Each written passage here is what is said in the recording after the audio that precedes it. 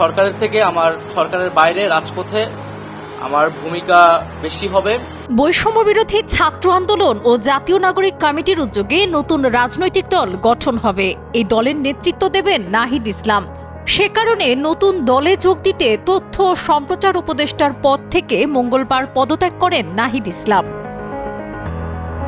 দলের জন্য নিবেদিত প্রাণ নাহিদ ইসলামের মতো আজ পর্যন্ত কেউ নিজের পথ ছাড়েননি। সদ্য পদত্যাগ করা অন্তর্বর্তী সরকারের তথ্য উপদেষ্টা নাহিদ ইসলামের ক্ষমতা ছেড়ে জনতার কাতারে এসে ৫৩ বছরের রাজনৈতিক ইতিহাসে এক অনন্য নজির তৈরি করেছেন বলে মন্তব্যও করেছে জাতীয় নাগরিক কমিটি। মঙ্গলবার বিকেলে জাতীয় নাগরিক কমিটির সামাজিক যোগাযোগ মাধ্যম ফেসবুকে এক পোস্টের মাধ্যমে মন্তব্য করা হয়েছে। সংগঠনটির ভেরিফাইড ফেসবুক পেজে বলা হয়, নাহিদ, আপনি বাংলাদেশের ইতিহাসে কেবল এক দফার ঘোষক হিসেবে ইতিহাস তৈরি করেননি। সরকারি গাড়ি, বাংলো, ভিআইপি প্রটোকল, ক্ষমতা সব ছেড়ে জনতার কাতারে এসে আমাদের ৫৩ বছরের রাজনৈতিক ইতিহাসে এক অনন্য নজির তৈরি করেছেন। জনগণের প্রয়োজনে দেশের বৃহত্তর স্বার্থে মন্ত্রিত্ব যে ছেড়ে দেওয়া যায় সেটাই প্রমাণ করেছেন আজ।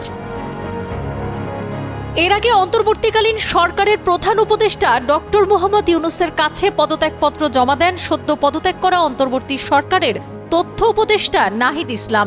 পদত্যাগপত্র জমা শেষে এক ব্রিফিংয়ে তিনি বলেন, আমি মনে করেছি সরকারে থাকার চেয়ে রাজপথে থাকা বেশি প্রয়োজন, তাই পদত্যাগ করেছি।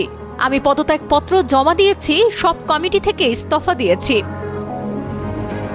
তিনি আরো বলেন, গণ অভ্যুত্থানের পরিপ্রেক্ষিতে ৮ অগাস্ট গণ অভ্যুত্থানের প্রতিনিধি হিসেবে ৩ জন অন্তর্বর্তী সরকারের দায়িত্ব নেই।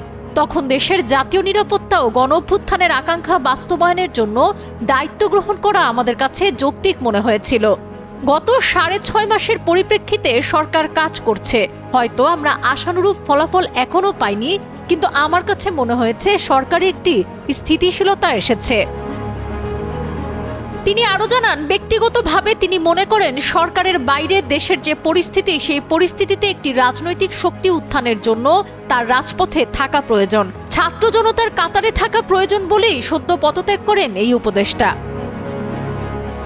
সাবরিনা কাজী, কালের কণ্ঠ।